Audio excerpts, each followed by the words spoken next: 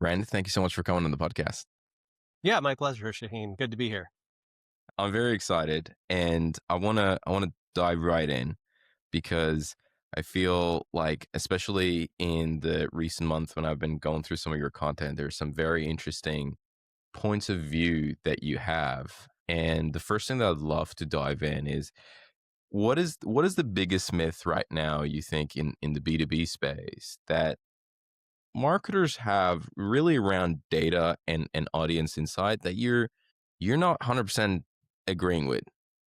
I mean, I find myself rarely agreeing with consensus views. I, I know. I think that's because there's just so much nuance. But if I had to name one thing quickly, it would be that the rise of AI has happened in very few consumer and very few B2B journeys.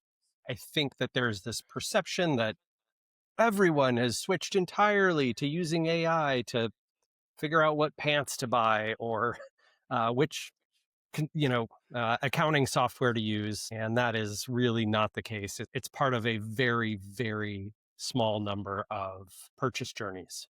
Interesting. And do you think that's specifically around purchasing or is it a wider thing? Yeah, any type of, let's say, top of funnel, middle of funnel, bottom of funnel, any type of exploratory journey that puts you into the perspective of I am trying to learn about products and services that I might buy or explore travel destinations. Explore travel destinations is one that a lot of people say, hey, that one is really taking a ton of traffic and attention away from Google. And yet if you look at Google Hotels revenue from Q1, it looks like it's up quite a bit year over year from the previous year, 2024, which was up from 2023, which was up from 2022. And supposedly, from 24 and 25 at least, travel overall is down. So it just, not, none of these numbers can possibly align. It does not make any sense to believe that AI is sort of stealing substantial portions of market share from these journeys, no matter where we're talking about them. I think, uh, according to the data that we've got, and this is a combination of several sources, but it's about one for every one search equivalent that happens on ChatGPT. 373 searches are made on Google. So, it's not as big as DuckDuckGo, and yet for some reason the press does not talk about how DuckDuckGo is taking market share from Google. So anyway, this is just one of my big things. The other big myth around this is that AI is taking all the jobs, right? Supposedly, job growth is going to AI. But if you look in the United States, where AI adoption is the highest currently around the world, the U.S. has historically low unemployment, similar to what it was in the 1950s, which is very close to full employment, and the numbers just don't suggest anything. Even the most salient number, which people try and present, is that tech jobs, in particular coding, software Mm, programming jobs, right? That supposedly those ones are the ones that are vanishing, especially the ones where people are getting hired right out of college. And yesterday, no, maybe it was last week, the Financial Times published an analysis of economic report data showing that actually college graduates who are in the tech programming software engineering field are being hired at rates higher than they were in the last 10 years, and more so than their peers in other fields like health, which is supposedly a mm. booming field where you can't replace jobs. So anyway, blah, blah, blah. I just think anytime AI comes up, the prevailing media and hype narrative is almost certainly going to be wrong. There's so much to unpack there. So let me just go with the first one that you were talking about, where for every one search on an LLM or ChatGPT, there is, I think ChatGPT. you said 373 on Google. So what do you think B2B marketers should be thinking about? Are you saying, hey, don't be so scared or worried about your traffic completely being diverted to ChatGPT and your search coming from there? What would be your recommendation on that front? I mean, one thing I would say that is always true, this is rare in marketing, almost nothing is always true. But one thing that's always true is that you don't need to care about what everyone on the internet is doing or what everyone in the world is doing. Mm, You need to care about what your audience is doing. So look, don't get me wrong, you might be in a sector where more behavior than average is shifting to large language models and you know, obviously I have a vested interest in telling people to go check that out because SparkToro is one of the only places where you can find that data unless you want to do a custom data buy with like a clickstream provider or something, which can also be useful. I'm not recommending against that. But, you know, if you go to SparkToro and you search for your particular audience, like people who visit my site, and then you see that, oh man, you know, ChatGPT for most people on the internet is like the 12th or 13th most used search and AI tool. But actually for our audience, it's like the number 5 or number 6 behind only maybe Bing and Google and Amazon or something. And so, oh, maybe we should be prioritizing, you know, appearing in LLMs faster than most businesses of our type. That's completely fair. I'm not telling you yeah. not to do that. I think that's, you know, obviously I want people to go discover where their audience is hanging out. But I do think that gosh, you know what, Sheen? To me, it feels like any other media hype cycle we've ever been in. Like, remember how crazy people were about the shift to mobile? We would never use desktops again. Laptop sales were going to fall and die. Um, there would be no more use of email because email on a phone was so annoying to use. Everything was going to be feed and scroll based. I just none of these things mature. Every company, every small business in the world, you know, the little restaurant around the corner from you, they needed an app, a mobile app that you could download to your phone.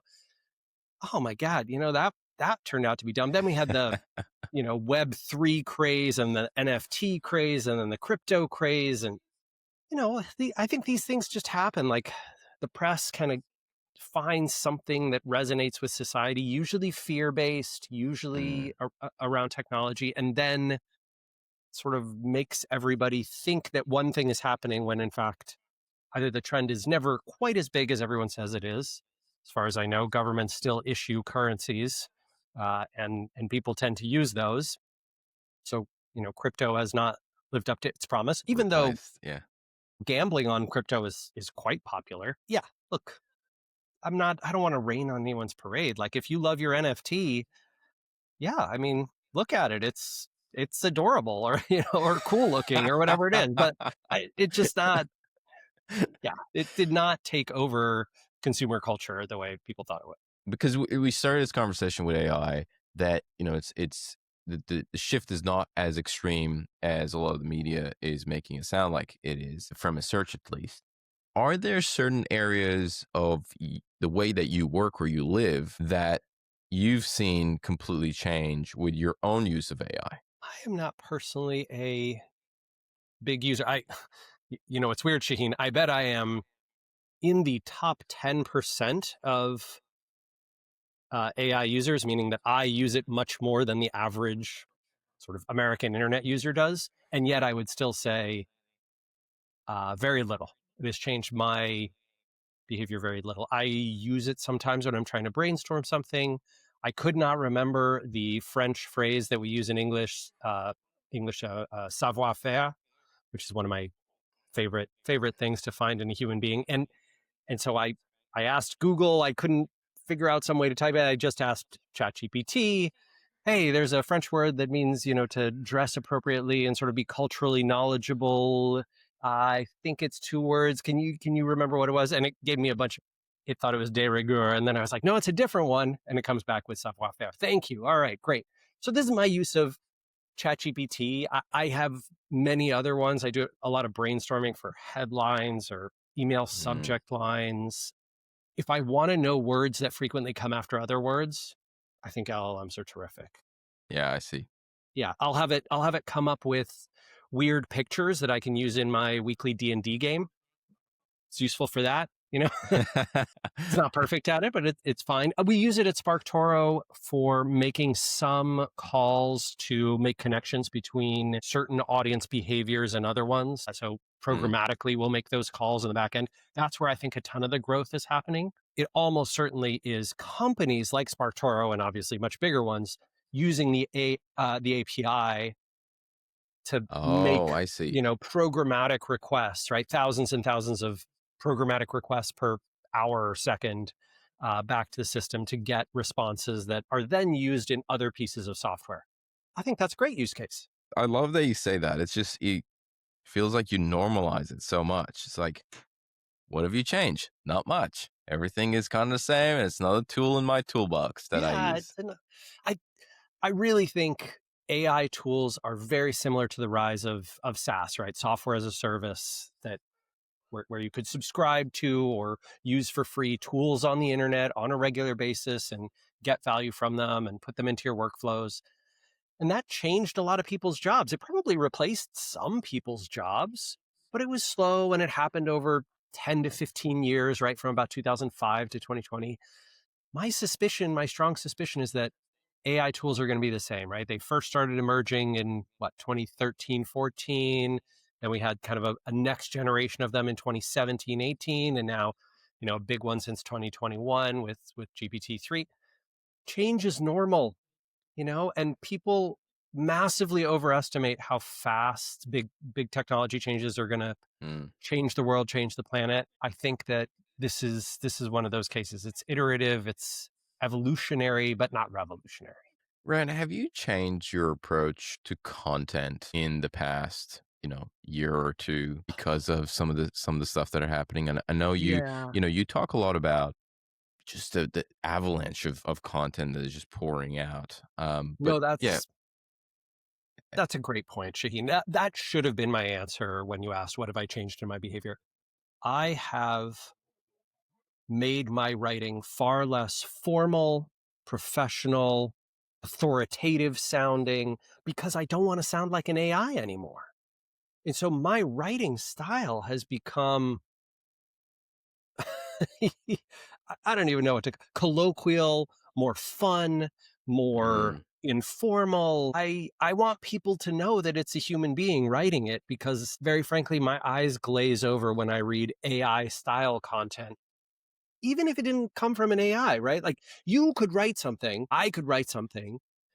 It could be professional and high quality content and authoritative and descriptive and have good citations and boring as shit. And just, you're going to lose me on sentence two, never mind paragraph two. Yeah. And so I think the importance of being quirky and weird and human and personal and just um, unexpected that value has never been higher. And it's something I'm trying to build into all my content. So that, yeah, I have changed. You're right. One of the things that I also see when I'm looking at your content is you you talked about this actually in one of your recent videos where slightly different context. You went through the feed about, I think it was about the job loss, Mm. and you said, in order for you to kind of get traction, you either have to feed the narrative or you have to take a stand against it. One of the things that I see that it's becoming less and less common on, for example, LinkedIn as a platform Mm. is long form videos. You upload 3 minute, 4 minute, 7 minute videos with a lot of engagement. Can you tell me a little bit about that? Yeah, I think this is so. Amanda and I sort of have a broad philosophy. Amanda, my colleague at SparkToro, our VP of marketing, our broad philosophy around engagement and reach on social networks is it pays to know how the algorithm works and it pays to serve the algorithm when you can and when you want to, but it also pays to be yourself and to lean into the things that you are uniquely good at, even when those are in opposition to what the algorithm prioritizes and is trying to accomplish. So, yes, would LinkedIn like my videos to be vertical? Absolutely. They use vertical video in their mobile app and they feature them even in the desktop section. But you know what? I don't like vertical video. I like horizontal video. Sorry, right? So I'm not going to play their game. I'm going to play my game. And when you see me and it's horizontal and there's a graph next to me and I can show off stuff on this side of my screen or that side of my screen and I'll be looking at it and talking about what's going on there.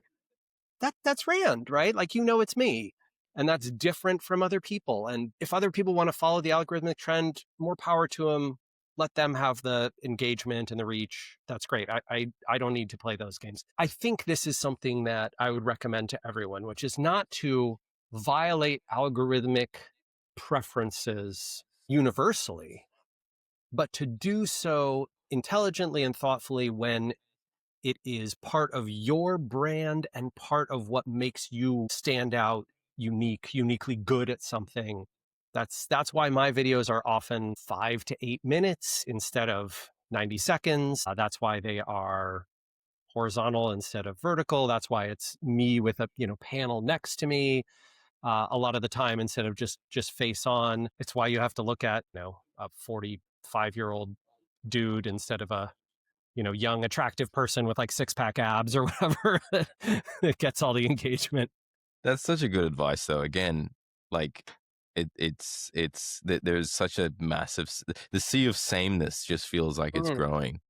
Mm-hmm. And it's like, oh, text space, break it up, and then you feel the sometimes you even see the M dashes and you're like, oh buddy, no human uses M dash, let's be honest, or I mean, very few. I use them religiously. I use them for forever. If you go back and read all my old blog posts, there's tons of them in there. Oh, do you really? Oh yeah, yeah, yeah. And it made me think, when that started coming out, Shahin, I wondered, I was like, did I get overtrained in the model? Like, were they taking a bunch of my shit and putting it in? Like, was that trained on me? Are you still And doing it, obviously, or did you drop it? no, I use it less now. I do, Okay, right? Because I okay. don't want people, again, I changed my behavior because of AI, not because I'm using AI, but because other people are using AI and I don't want to be like them. Yeah, So, I hear you. I get it. I get it. Rand, can we talk a little bit about attribution? You have some strong opinions about attribution as well. What are your thoughts in terms of where we're going? Obviously, for the longest time, especially in B2B, been obsessed, right? Tools after tools of the tools of where did they where did they come from? First touch, last touch, all that stuff.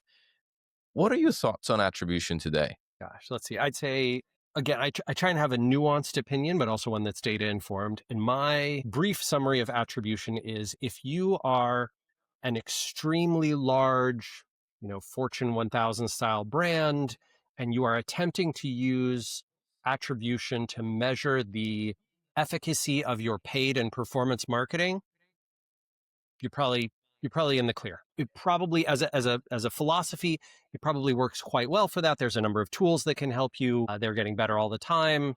That stuff is solid. It's a very reasonable use case.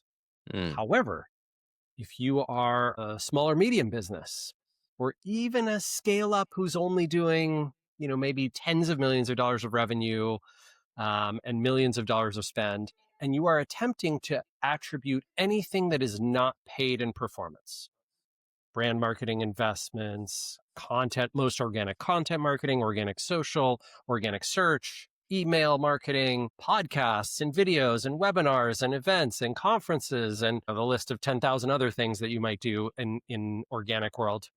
Attribution is a terrible idea. It will bias you to believe two things. One, that your paid and performance investments are responsible for the overwhelming majority of your conversions. And two, that anything organic is actually just Google. And mm. and this happens for a variety of reasons now that didn't exist in like 2014 when it was reasonable to do attribution modeling for organic channels. But I just really want to caution people against getting lost in that rabbit hole if you are trying to estimate, hey, what's the value of our PR? You can measure based on lift. You can do a overtime experiment. You can say, hey, for 6 months, we're going to try and, invest in a bunch of PR and we're going to see what the lift is compared to what we would have expected during that same time period. That's a reasonable way to measure an investment. Can you unpack lift? I know this is a term Oh that yeah, you've used multiple times. Can you unpack sure. what you mean by that? Yeah, fair. I just mean growth of the metric that you're trying to optimize. Whether that could be sales, it could be dollars, it could be number of subscriptions, it could be signups to your email list, it could be conversions to a subscription. It could be, purchases of a product, whatever. Traffic could even be your lift metric. I would generally Mm, recommend against that because traffic is much harder to come by these days because of zero click everything, and also harder to monetize than ever. You can, any metric that your sort of business's success is tied to, you can measure the lift in that metric. So let's say the number is just sales, right? So yeah. total number of sales or total value of all sales. You do a big PR campaign around, I don't know, Shahin, what kind of business should we start? Let's start. I don't know anything about fishing. Let's start a fly fishing company. And our fly fishing, I don't know, rods and lures look like your least favorite politician. And so, you really enjoy throwing them into the stream. And it's got this humorous thing. And you're running ads on Instagram, you're running ads on Facebook, you might be running ads on Reddit. Those, it is reasonable to put an attribution model behind and say, hey, we think that the Instagram ad contributed, 15% of the value towards this particular purchase. And we're going to do that across all our Instagram ads. And so we think Instagram is worth this much in terms of new sales. But if we did a PR campaign, we were trying to reach out to, old school media like newspapers and television and radio, and new school new media like podcasts and, webinars, YouTube channels, organic content creators on Instagram and TikTok and Reddit, all that kind of stuff. If we were investing in that campaign, we should not try and do attribution modeling. We should instead say, hey, we're going to do a lift campaign with a bunch of influencer and content creator stuff on Instagram. We're going to do that for 90 days. We're going to measure the success in terms of how many impressions we get by, working with the creators to see how many impressions each of their whatever videos or photo posts get. We're going to look at the number of likes and comments on each, and then we're going to see if that trends up over time and equals or leads to a correlation, not causation, but correlation in a rise of sales of the products that are being promoted and of the Mm, brand overall. So we have our expected amount of revenue that we were expecting to do after the Instagram campaign. How did that perform? Aha, okay, we got a 15% lift. Can we for sure say that was Instagram? Maybe our brand was just growing organically. Maybe it's word of mouth. Maybe some of our paid channels overperformed. We can't prove it. We don't yeah. know for certain, but we know that it went up, and we know by what percent, and we know it was during this campaign, and we weren't testing other campaigns around that. And boy, this product that we were testing did go up to 15%. And this product that we weren't testing only went up 5%. So we're pretty sure that delta must be that's what I mean Got by it. lift. Got it. You said something I think it's worth unpacking a little bit more, that in 2014, looking at organic channels and attribution, it made a lot more sense. And I would say there's some people who'll be like, "Wait, what? Can you talk a little bit more about that?" Yeah. So if you remember what the internet was like back in 2014, first off, there was no TikTok. Almost every social media channel and platform, Instagram being the exception, I think they had just been acquired by Facebook, or they were about to be. They didn't allow links, right? But almost every other platform, maybe literally every other platform, did allow links and had no penalties if you included a link. So it would be reasonable to say, rather than a content creator influencer marketing campaign that sort of promoted the product through zero click content in 2014, you would have a link in the post, right? In Mm, every post that would go up that would point back to where the product could be purchased. And so you could measure directly. And the platforms all sent referral data. They would tell you, hey, Reddit sent this, YouTube sent that, Facebook sent this, Twitter sent this. Here's how many people came from each of those channels. Here's which pages they landed on. Here's which people purchased. You could drop a cookie that would last for a year. A third-party cookie could last for a year and sit on the device and tell you if, 6 months later, someone purchased that product that they'd come to you via a LinkedIn post from. Yes, you could see it. Those things are all destroyed today. LinkedIn, Reddit, YouTube, Instagram, Facebook, you name it, Threads, every single one of them have algorithms, even where if they allow links, they bias against them. So what our research has shown is a post with a link on any of these platforms performs about 1/10 as well as a post without a link. Wow. That's fairly specific. This is for our accounts. I think it's even worse for other types of accounts. In addition to that, when these places send you traffic, referral traffic, it's often with no referral string. So if you look in your analytics, Shaheen, you're like, gosh, what's all this direct traffic coming to this product page? Yeah, bad news. That is coming from dark social. It's coming from websites, mostly social platforms, that are sending you traffic, but that refuse to send a referral string. And they have varieties of reasons why they do this. Most of them, in my opinion, are poor excuses for, hey, you should just buy ads if you want to see which visitors we sent you, right? Google's the same way. Google used to tell you what keywords someone searched for. So Yes, you those would good old know. days. Yeah, back in the good old days, you put up that Reddit post, it had a link in there. Someone saw the Reddit post, but the next day they were like, where did I see that cool fly fishing lure with my least favorite politician? And they would go to Google and they would search for it. And you would be like, aha, I know that's because of the Reddit post, because that's the only place we put up that particular language around that particular lure. You could measure this stuff. You could attribute this stuff. You could track it all. You could track it for a long period of time. There were no privacy laws. The EU hadn't, and California and Canada hadn't come out with their privacy restrictions on all these types of behaviors. You could measure this stuff with software that today is illegal in a lot of jurisdictions. So I'm just going to say, hey, Right. yeah, attribution has changed. How much of the drive for attribution today would you say is because of the inertia of those days? You know how we were talking about it takes time. And sometimes when some of these things take inertia, it goes on for a little while. How much of Uh, that do you think is attributed to that? yeah, Shaheen, I would say it's 50-50. I think it's 50% inertia from that time period where it was possible, and another 50% from the major tech platforms knowing that CFOs and CEOs care deeply about attribution, and therefore they're going to make you pay for the privilege of getting it. Right? If you Got take it. it, if you and I own Facebook and we're like, man, why are we telling all these people where they're getting their good traffic from and referrals? And why in the world are we letting them link directly in their feeds? If we were to sort of be shits about it, we could we could really drive up our quarterly bonuses by, and get our earnings report to look better to Wall Street. So of course they're going to do that.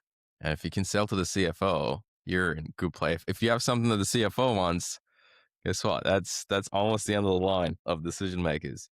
Brand, one of the other things that you talk about is the funnel and how that is changing. And I think the terminology that you've used is ecosystem, funnel versus ecosystem, if I'm not mistaken.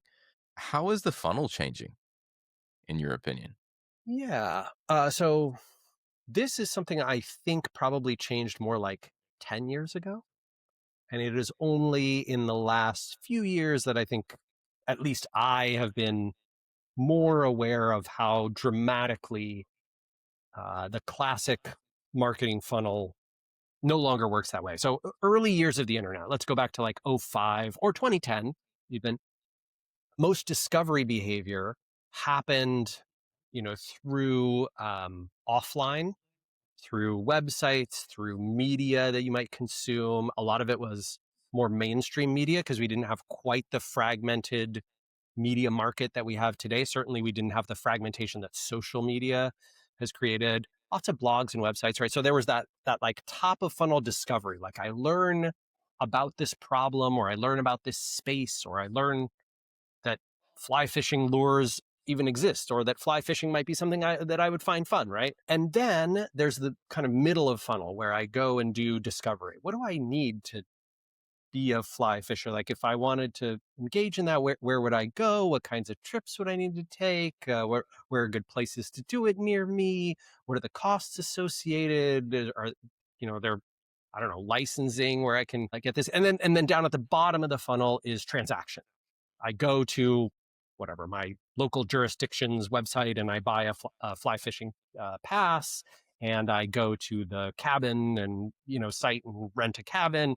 I don't actually know how fly fishing works, so someone's gonna tear this apart and be like, "You don't need Someone's any of gonna that." in the comments.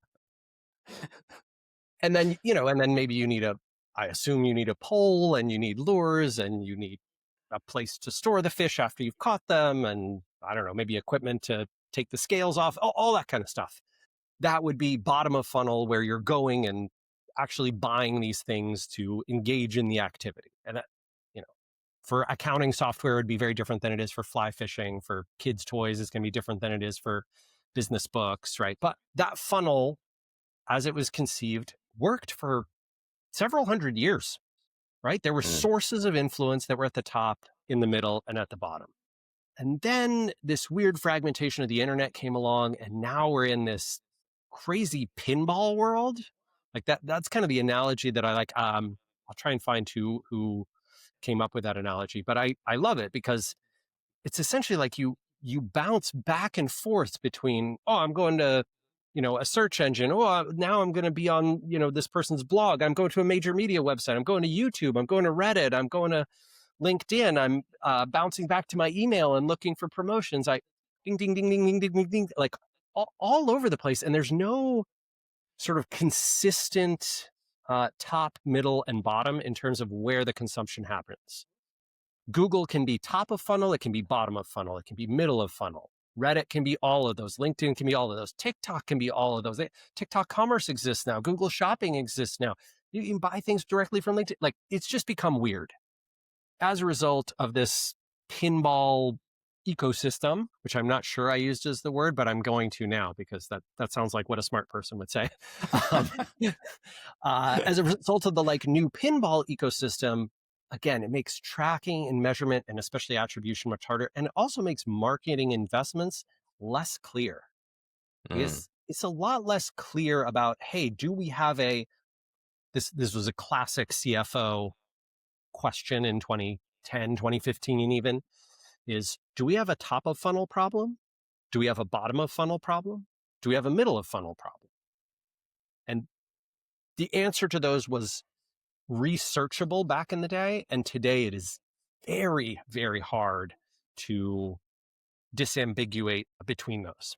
Have you seen any models that you really like about the new ecosystem and you're like, that's very interesting and worth digging more into? I've seen some people do analyses that are single channel that are pretty darn good. So they'll look at TikTok as a good example of this, where I've seen some studies, I think from some of the big ad agencies who specialize in like TikTok media buys and TikTok influencer buys and those kinds of things, where they look at essentially like how is exposure best created on the platform? How is demand best served at the bottom of the funnel? How Mm, is brand nudging in the middle of the funnel when there's sort of a educational use case? How does that fit in there? And then they talk about the different types of content that one can or should create, or they'll reverse engineer someone's campaign that's been successful on this front. Solo channel, it can kind of work. And if you have a solo channel business, like you exclusively sell, God, I don't even know what the kids buy on that TikTok these that days. makes me nervous as you say it, solo channel strategy. But yeah, Yeah. Yeah, but it exists, right? Like I know some folks who are in like they sell swimsuits, right? For example, and they're of a particular kind and like for particular body types, they're almost exclusively TikTok. yeah, right. And fine, like you can use those models and follow that advice and get reasonably good results. I see. You think the approach as the full perspective of our marketing needs to go and focus on specific channels when they're really thinking you might have like three channels and you got to really optimize across those three channels for all those awareness and consideration, all the stages of a buying cycle. Is that fair to say? Yes. And yeah. And I mean, what I'd add to that, Shaheen, is that everyone's channel selection choices should be different, Mm, right? Like my friend who was selling swimsuits for, specific body types on TikTok. That's great for them. They're really good at TikTok. They like understand the culture there. The product appeals to the core demographic, right? Buyer demographic that's on TikTok. But I would argue that if I were to go to 10 other swimsuit companies, I recently bought some shirts from Orla Bar Brown, which is a British swimsuit brand, and I think they're most well known for doing all the James Bond swimsuits recently. So like, whenever James Bond has to be in his Right. skivvies Yeah. in Quantum of Solace or whatever, like that's Orlebar brand. And so I bought a couple things from them on their website, and I would strongly urge them not to become TikTok centric. I don't think that's their demographic at all, Yeah. right? Just based on who they're appealing to and how, and the fashion and style and their demographic, and also what they're good at, right? Like I think they're good at different things than my buddy who's doing the sort of TikTok swimsuit. So channel mix it's not even just about where your audience is. Like it is about where your audience is, but it's also about what you're good at. Got it. Got it. Got it. I totally understand what you're saying, and maybe I didn't phrase it properly. I probably excluded the channel mix, and what I meant was once you decide on the channel, then you have to build a strategy specifically for the channel itself, rather than having a broad strategy across everything. Is that yes and no? Yes, and no, you probably need both, right? Like realistically, if you know that you're for example, SparkToro, right? We sell audience research software, and it's on a subscription basis. So like people come, there's a free version of the product that like people come and sign up for, and then after a while, if you've used up all your free version or you want more from it, like then you'll sign up. So classic SaaS, but self-service, not enterprise SaaS. And in a self-service SaaS business like ours, which is it's essentially B2B, but it's very much like a one-person choice Mm, usually who's making the call, because it's a low-price product, not like enterprise, thousands of dollars. Because of that, we have an overarching strategy of like messaging, positioning, branding, content we want to be associated with. And then we have a distribution strategy for our content and our marketing that goes across different channels. And then in each of the channels, we have like a sort of set of tactical things that we know about what works and doesn't there, and how we promote things and how we don't. And right. got So it. it's both, individual to per channel and cross-channel strategy at the overarching level. Brandon, the last question I want to ask you is more of a selfish question. Oh, I love these. Um, and I love to know how you've changed your approach and point of view on building companies from Moz to SparkToro, and I know you have a kind of like an indie game studio as well. But Yeah. I don't know if that is relevant. But you've talked a lot about burnout, and you touch on this to some degree. I think I want to say in your book as well. But I've definitely seen some of the stuff that you've talked about. My question is, how have you changed your approach to building SparkToro? What were some of those beliefs that you had at Moz that you got rid of, or you basically decided not to follow with SparkToro? Yeah, great question. Shahin, can I ask, why is this a selfish question? Like, what are you up to? It's a selfish question because I mean I run a company as well, Yeah. and I always am interested to know what my blind spots are. Right? I feel like you have certain beliefs, and those beliefs sometimes point you in the wrong direction, or you don't see something in your blind spot, right? Yeah. Man. And when you go through something multiple times or you've experienced it, you're like, that was wrong. That's where that question's come from. That's it's a great place. So I mean, I've thrown out so much of the playbook from Moz. It's uncanny. It's almost disturbing. And I don't know. It's weird to say, Shaheen, like Moz is a company that on paper looked quite successful, right? Founded in '03, sort of struggled as a consulting business for 4 years, then discovered software and was off to the races. And had like 10 years of kind of amazing growth, and got to like, I don't know, 50 million in recurring revenue and 200 plus employees, and, big name venture firms investing in it.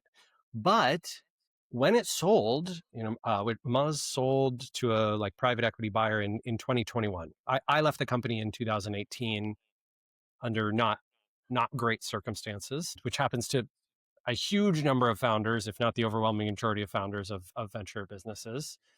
I got a big check when that happened.